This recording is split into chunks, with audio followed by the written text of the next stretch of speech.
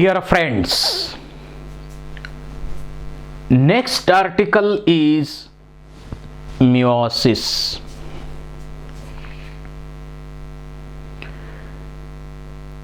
meiosis ही division फक्त reproductive cells मध्ये होते.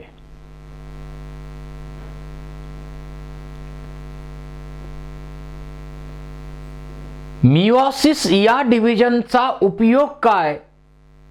It helps to maintain the chromosome number constant from generation to generation. आणि त्यामुळं meiosis मध्ये एका सेल पासून एका डिप्लॉइड सेल पासून 4 हॅप्लॉइड सेल्स बनतात.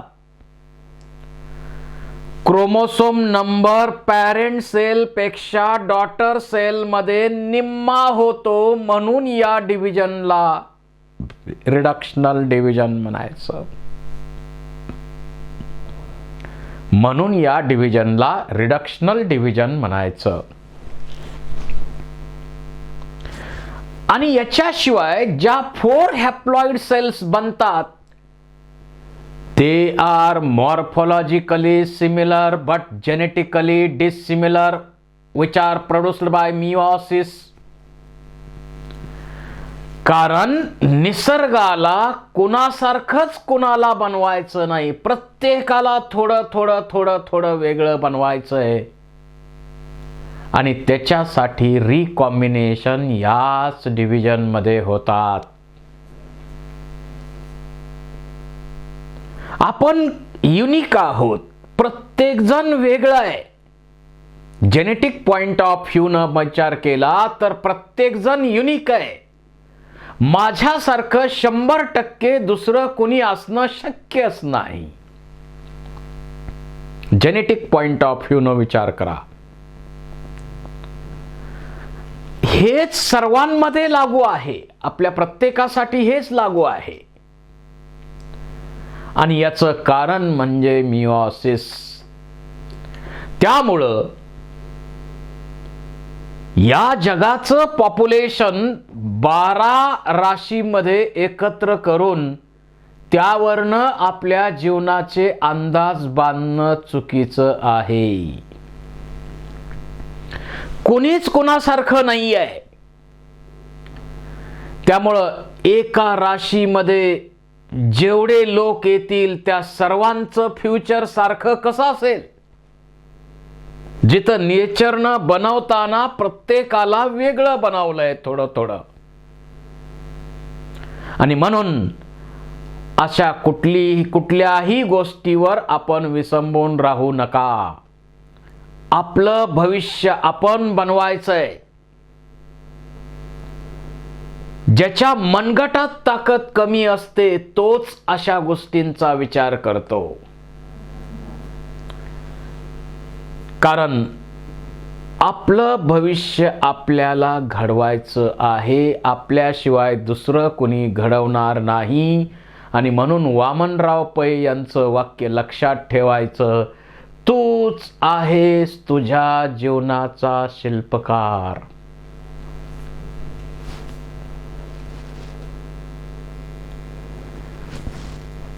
meiosis.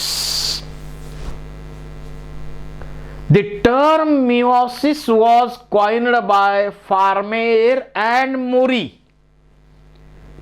या सायंटिस्टनी ही टर्म यूज केलेली आहे. It is the division of diploid germ cells that reduces chromosome number by half, forming haploid daughter cells.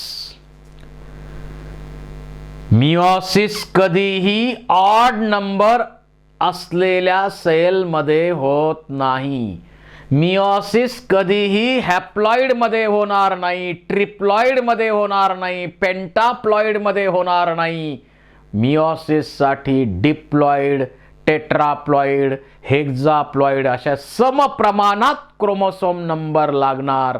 कारण meiosis मध्ये chromosome number is reduced to the half of its original number.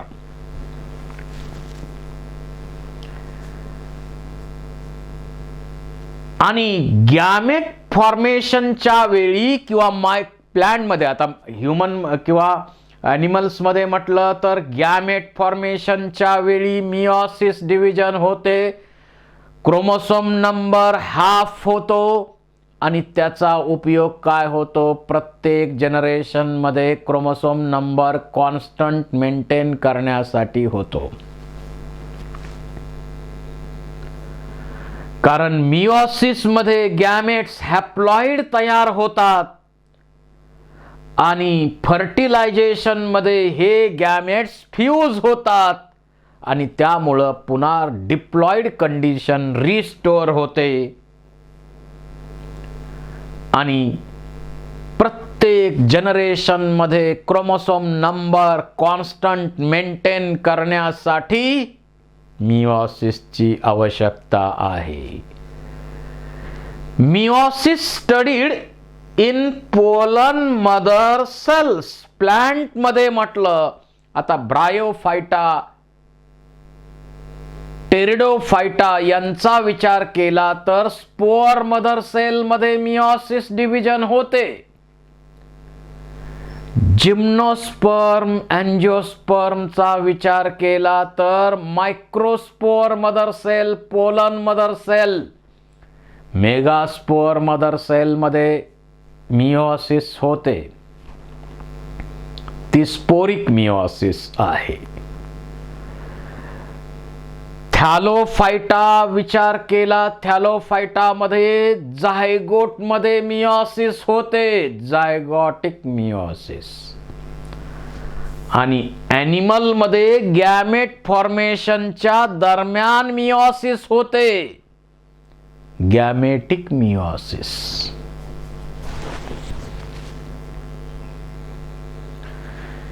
It involves 2 cycle. बघा, 2 वेळा कॅरिओकायनेसिस आणि cytokinesis होणार. So it involves 2 cycles like meiosis 1 and meiosis 2, but only single cycle of DNA replication. पहा, इथली स्थिती कशी आहे. एक पर्सन आहे, त्या पर्सनला आपली प्रॉपर्टी आता या डिव्हिजन प्रमाणे 4 वाटून द्यायची आहे. समजा त्याच्याकडं 40 एकर जमीन आहे, 40 तोळं सोनं आहे.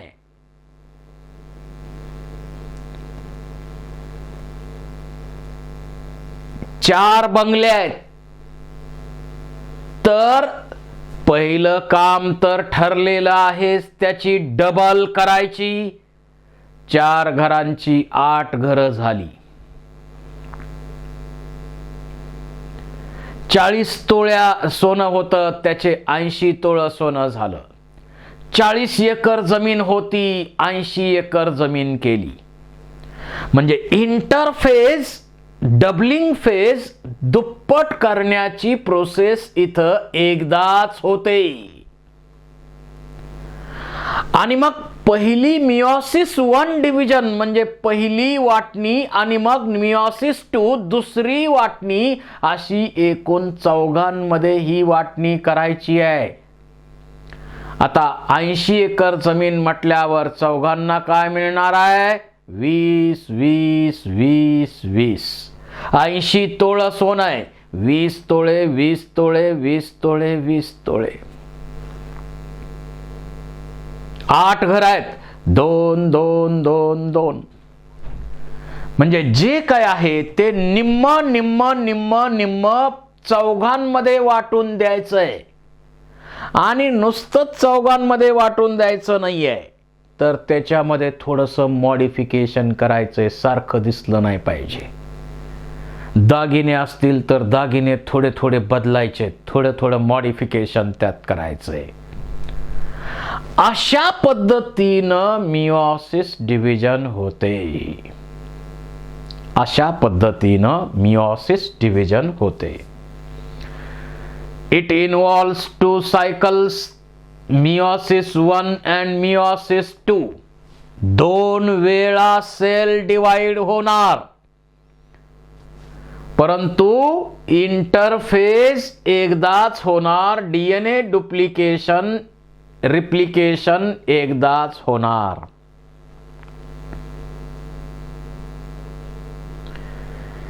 यामध्ये रिकॉम्बिनेशनची प्रोसेस होते आणि त्यामुळं recombination leads to variation, and you know variation is a raw material of evolution.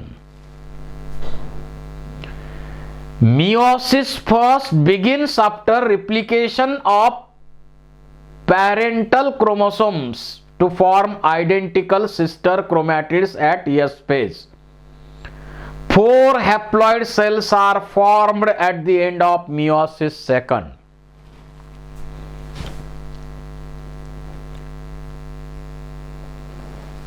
आता यामध्ये होतं काय? It consists of meiosis first and meiosis second. Meiosis first consists of prophase first, metaphase first, anaphase first, telophase first. Meiosis second consists of prophase second, metaphase second, anaphase second, telophase second. आता तुम्हाला मी यापूर्वी सांगितलेलंच आहे, prophase, metaphase, anaphase, telophase शब्द आले म्हणजे त्या दरम्यान होणारे चेंजेस जवळपास तसेच आहेत, काही एक्सेप्शन सोडले तर. बघूया सुरुवातीला मिओसिस फर्स्ट. आता सेलमध्ये पहा, सेलमध्ये इंटरफेज अगोदर झालेली आहे आणि त्या सेलमध्ये पोलन मदर सेल आहे समजा, इंटरफेज झालेली आहे आणि त्यानंतर मिओसिस 1 आणि मिओसिस 2 होणार. म्हणजे इंटरफेज तर एकदा होणारच आहे. आता प्रोफेज फर्स्ट जी आहे ती लॉंगर ड्युरेशनची आपण समजतो. Prophase first is of longer duration. या प्रोफेज फर्स्टचा उद्देश काय? जे चेंजेस प्रोफेज मध्ये होणार ते होतातच, पण आणखी उद्देश काय? Crossing over takes place, recombination takes place in prophase first. आणि हेच कारण आहे की त्या कारणांमुळं 2 भावांमध्ये सुद्धा, 2 बहिणीमध्ये सुद्धा फरक आहे. नाहीतर 2 भावामध्ये, 2 बहिणीमध्ये दुसरं फरक असण्यासारखं काहीच नाही, कारण पॅरेंट सेम आहे, जेनेटिक मटेरियल त्याच पॅरेंटचं आहे आणि संस्कार दोघांना सेम केलेत तरीही दोघांमध्ये फरक आहे. तो फरक कशामुळे आहे? तर या प्रोफेज फर्स्ट मध्ये होणाऱ्या क्रॉसिंग ओव्हरच्या प्रोसेसमुळे आहे.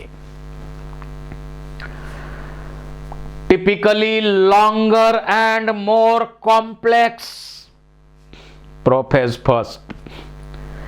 It includes 5 sub phases based on chromosomal behavior. Leptotene, leptos म्हणजे थीन, झायगोटीन, झायगो म्हणजे पेअर, पॅकेटीन, पॅकी म्हणजे थिक, डिप्लोटीन, डाय, डाय म्हणजे 2 आणि diakinesis that is a move across. त्यांचे अर्थ यावर MCQ विचारला जातो, तुम्ही नोट डाऊन करून ठेवा. लिप्टो म्हणजे थीन, झायगो म्हणजे पेअर, पॅकी म्हणजे थिक, डिप्लो म्हणजे 2, डाय कायनेसिस मूव अक्रॉस. यावर एक MCQ विचारलेला आहे. So it consists of, prophase first consists of liptotin, zygotin, packetin, diplotin, dikinesis. पण या 5 सब फेजेस असतील तरी त्यांचा उद्देश काय? होमोलोगस क्रोमोसोम जवळ येतात, एकमेकाच्या जवळ येतात, त्यांची तयार होती जोडी. त्यानंतर ते ट्विस्ट होतात, एकमेकाला जेनेटिक मटेरियल एक्सचेंज करतात, पुन्हा वेगळे होतात.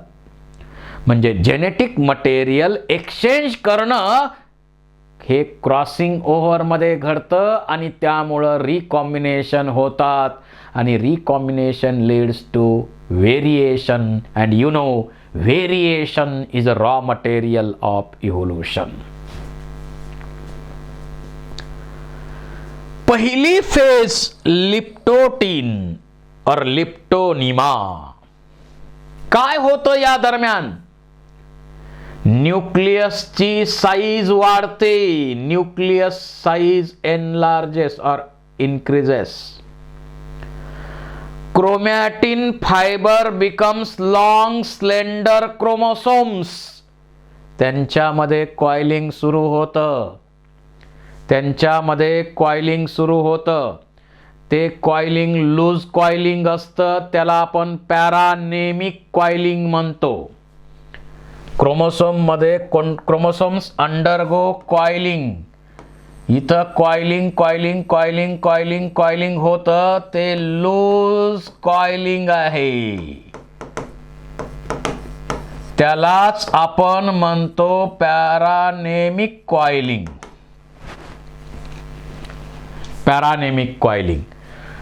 To form beaded appearance.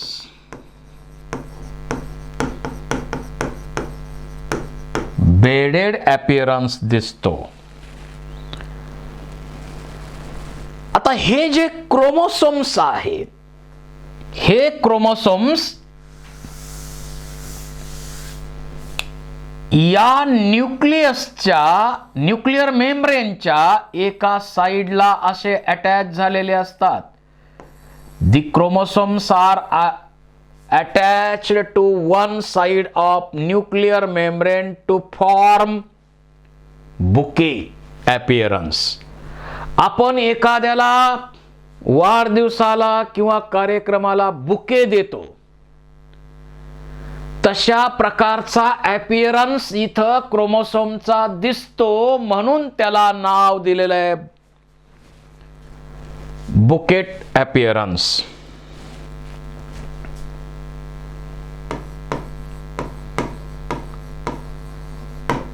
Bouquet in animal cells. Animal cell मध्ये त्याला बुकेट अपीयरन्स म्हणतो आपण. आणि प्लांट मध्ये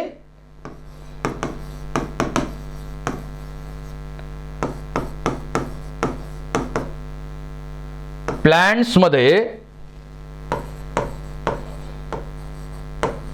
सेनेझेटिक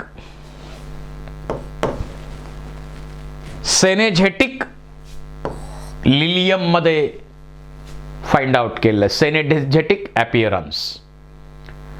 so the chromosomes are attached to the one side of nuclear membrane to produce bouquet appearance in animal cells and synergetic appearance in plant cells.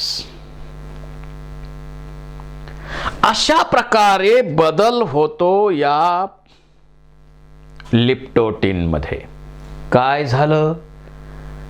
न्यूक्लियसची size वाढली, क्रोमोसोमचं coiling होऊ लागलं, ते लूज कॉइलिंग होतं, त्याला पॅरानेमिक कॉइलिंग म्हणायचं. त्यानंतर हे क्रोमोसोम न्यूक्लियर मेम्ब्रेनच्या एका साइडला अटॅच होतात आणि बुके अपीयरन्स दिसतो ॲनिमल सेलमध्ये आणि सेनिझेटिक अपीयरन्स दिसतो प्लांट सेलमध्ये. अशा प्रकारचा बदल होतो या लिप्टोटीन मध्ये. बेडेड अपीयरन्स दिसतो या लिप्टोटीन मध्ये. त्याच्यानंतर झायगोटीन, झायगो म्हणजे pairing, zygotene pairing, chromosome becomes condensed, आणखी ते कंडेन्स होऊ लागतात आणि मॉर्फोलॉजिकली सिमिलर क्रोमोसोम जे असतात, मॉर्फोलॉजिकली सिमिलर क्रोमोसोम जे असतात त्यांना आपण म्हणतो होमोलोगस क्रोमोसोम्स. आणि होमोलोगस क्रोमोसोम म्हणजे मॉर्फोलॉजिकली सिमिलर क्रोमोसोम. या क्रोमोसोम वरती ज्या कॅरेक्टरचे जीन्स आहेत त्याच कॅरेक्टर्सचे जीन या क्रोमोसोम वर सुद्धा असणार. जसं इथं हाईटचा जीन असेल तर इकडं सुद्धा हाईटचा जीन आहे. हाईट वेगवेगळी आहे पण जीन हाईटचे या सेम लोकसला असणार. असे क्रोमोसोम एकमेकाच्या जवळ येऊ लागतात, जोडी तयार होते. आता आपल्यामध्ये म्हटलं तर 46 क्रोमोसोम्स आहेत, 23 पेअर्स तयार होणार. मग आईचा 1 नंबरचा क्रोमोसोम, वडिलांचा 1 नंबरचा क्रोमोसोम दोन्ही जवळ येतात. जोडी नंबर 1, जोडी नंबर 2, जोडी नंबर 3, जोडी नंबर 4. आईचा 1, वडिलाचा 1, मॉर्फोलॉजिकली सिमिलर होमोलोगस क्रोमोसोमच्या अशा प्रकारे आपल्यामध्ये 23 पेअर्स होतात. 23 पेअर्स होतात तयार. आणि असे होमोलोगस क्रोमोसोम जे आहेत, समजा हा एक क्रोमोसोम आहे, हा समजा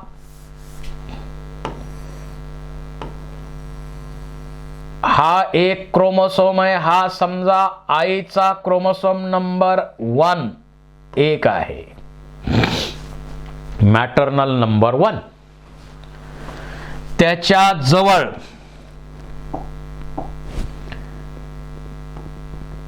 आईचा जसा 1 नंबरचा क्रोमोसोम तसा वडिलांचा 1 नंबरचा क्रोमोसोम, ते मॉर्फोलॉजिकली कसे असणार, सिमिलर असणार. मॉर्फोलॉजिकली सिमिलर क्रोमोसोम असणार. यांना म्हणतो आपण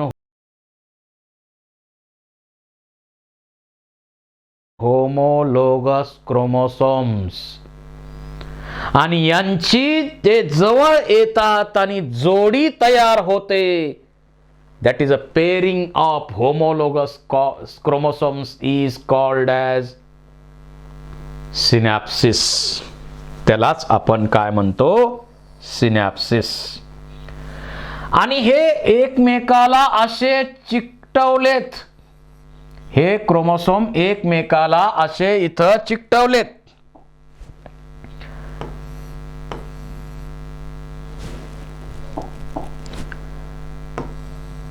आणि दोघांच्या मध्ये इथं सिनॅप्टिमल कॉम्प्लेक्स तयार होतं. न्यूक्लिओ प्रोटीनने बनलेलं असं दोघांच्या मध्ये सिनॅप्टिमल कॉम्प्लेक्स तयार होतं.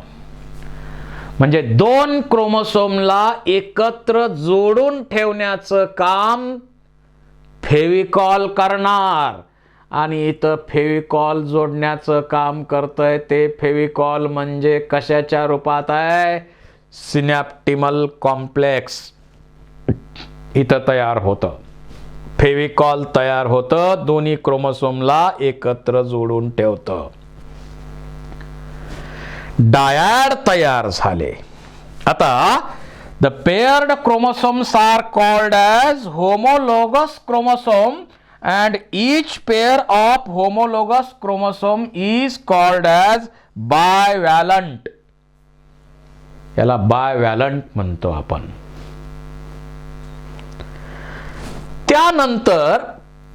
त्यानंतर पॅकेटिन.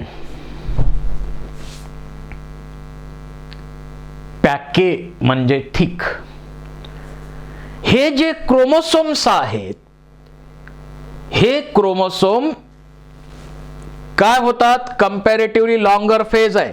बायव्हॅलंट chromosome splits into similar chromatids. This stage is called as tetrad. प्रत्येक क्रोमोसोम बघा इथं सिस्टर क्रोमॅटिड मध्ये स्प्लिट झालेला दिसतोय, त्यामुळं 1 2 3 4 टेट्राड बनलेलं आहे. आणि हे जे क्रोमोसोम्स आहेत ते एकमेकांमध्ये ट्विस्ट झालेले आहेत. कसे ट्विस्ट होतात इथं आपल्याला फिगर मध्ये दिसतं. हे क्रोमोसोम एकमेकांमध्ये ट्विस्ट झाले आणि ट्विस्ट झाले तर रिकॉम्बिनेशन नोड्यूल बनला. एकमेकांमध्ये असे ट्विस्ट झाले, एक्स लाईक क्रॉस तयार होतात आणि त्यालाच क्रॉसिंग ओव्हरची प्रोसेस आपण म्हणतो. आणि मग या ठिकाणी रिकॉम्बिनेज नावाचं एन्झाईम ऍक्ट होतं. आणि इथं जे क्रोमॅटिड्स आहेत, आता हे ब्ल्यू कलरनं दाखवलेले दोन्ही क्रोमॅटिड आहेत, त्यांना आपण काय म्हणूया, सिस्टर क्रोमॅटिड्स. हे दोन कसे आहेत, सिस्टर क्रोमॅटिड. हे लाल दोन एकमेकाबरोबर असणार, हे कसे आहेत, सिस्टर क्रोमॅटिड. परंतु एक लाल आणि एक निळा यांचा विचार केला तर हे कसे झाले, नॉन सिस्टर क्रोमॅटिड्स. हा आणि हा नॉन सिस्टर क्रोमॅटिड्स. असे नॉन सिस्टर क्रोमॅटिड ट्विस्ट होतात, त्यांच्यामध्ये इथं रिकॉम्बिनेशन नोड्यूल तयार होतो आणि या ठिकाणी रिकॉम्बिनेज नावाचं एक कॉम्प्लेक्स एन्झाईम आहे ते ऍक्ट होतं. त्याच्या मदतीनं काय होतं, हे तुकडे जे आहेत ते ब्रेक होतात. There is a breakage and reunion takes place. आता ब्रेक करायचं काम एंडोन्यूक्लियस करतं आणि जोडण्याचं काम लायगेज करतं, हे तर आपल्याला माहिती आहे. पण जोडताना तुकडा या क्रोमोसोमचा सेगमेंट याला जोडला आणि याचा याला जोडला. इथं लक्षात येईल, ब्ल्यू कलरला हा तुकडा रेडचा जोडलेला आहे आणि रेड कलरला हा तुकडा ब्ल्यूचा जोडलेला आहे. एकमेकाला जेनेटिक मटेरियल एक्सचेंज केलं. काही जीन्स या क्रोमोसोमचे या क्रोमोसोमला दिले, या क्रोमोसोमचे या क्रोमोसोमला दिले. जेनेटिक मटेरियलचा एक्सचेंज केला गेला. क्रॉसिंग ओव्हरची प्रोसेस आपण त्याला म्हणतो, क्रॉसिंग ओव्हर म्हणतो. अशा प्रकारे इथं जेनेटिक मटेरियल एकमेकाला एक्सचेंज केलं जातं. त्या प्रोसेसला क्रॉसिंग ओव्हर म्हणतो आणि क्रॉसिंग ओव्हरमुळं काही जीन याच्याकडे वेगळे आले, काही जीन या क्रोमोसोमकडे वेगळे येतात आणि हेच ते कारण आहे की जगामध्ये सर्वांपेक्षा आपण वेगळे आहोत. इतरांपेक्षा आपल्यामध्ये काही ना काही फरक आढळतात. ते कारण खरं तर या पॅकेटिनमध्ये होणारी क्रॉसिंग ओव्हरची प्रोसेस हे आहे. आपल्यावर परिणाम काय वेगवेगळे, हे ग्रहण, या ग्रहानं हा परिणाम केला, शनीने असा केला, मंगळ असा आहे. ग्रहाला काय कामधंदा आहे की नाही? एवढ्या दूर असणारा ग्रह तुमच्यावर वेगळा, माझ्यावर वेगळा कसा परिणाम करेल? ऍक्च्युअली तुम्ही वेगळं होण्याचं खरं कारण कुठं आहे? Crossing over. समाजामध्ये अंधश्रद्धा किती, आजही बऱ्याच गोष्टी आपण जन्मपत्रिका बघून करतो. किती चुकीचं आहे ते. खरं तर तुम्ही इतरांपेक्षा वेगळे कशामुळे झालात? Crossing ओव्हरची process झाल्यामुळंच. पॅकेटिन मध्ये क्रॉसिंग ओव्हरची प्रोसेस झाली, रिकॉम्बिनेशन झालं. इथं पहा, जेनेटिक मटेरियल एकमेकाला, या नॉन सिस्टर क्रोमॅटिड एकमेकाच्या जवळ आले, ट्विस्ट झाले, रिकॉम्बिनेज एन्झाईमच्या मदतीनं कट झाले आणि पुन्हा ब्रेकेज आणि रियुनियन झालं. पण जोडताना याचा तुकडा याला, याचा तुकडा याला, अशा प्रकारे ब्रेकेज आणि रियुनियन झालं आणि क्रॉसिंग ओव्हरच्या या प्रोसेसमध्ये रिकॉम्बिनेशन झालं. त्याच्यानंतर डिप्लोटीन, डाय म्हणजे 2. There is a dissolution of synaptimal complex. आता ते फेविकॉल दोघांना एकत्र जोडून ठेवणारं फेविकॉल होतं की नाही, सिनॅप्टिमल कॉम्प्लेक्स नावाचं, ते डिझॉल्व झालं, ते डिसॅपियर झालं, ते डिझॉल्व झालं. combined homologous chromosome of bivalent separate from each other except at the sister crossovers. ते क्रोमोसोम जे आता एकमेकांमध्ये असे ट्विस्ट झालेले आहेत, ते असे आता वेगळे होऊ लागतात. आणि इथं जिथं क्रॉस आहेत त्या क्रॉसमध्ये तसेच राहतात, पण बाकीच्या ठिकाणी वेगळे होऊ लागतात. आणि असं एक्स लाईक क्रॉसेस आपल्याला आता क्लिअर दिसतात, त्याला म्हणतो आपण चाइजमेटा. तुम्हाला क्वेश्चन विचारला जाईल, चाइजमेटा फॉर्मेशन कोणत्या फेज मध्ये होतं? तर ते डिप्लोटीन मध्ये होतंय. याच प्रोसेस मध्ये टर्मिनलायझेशन म्हणजे हे जे क्रॉसेस आहेत ते टर्मिनल साइडला जाण्याचं सुरुवात इथंच होत असते.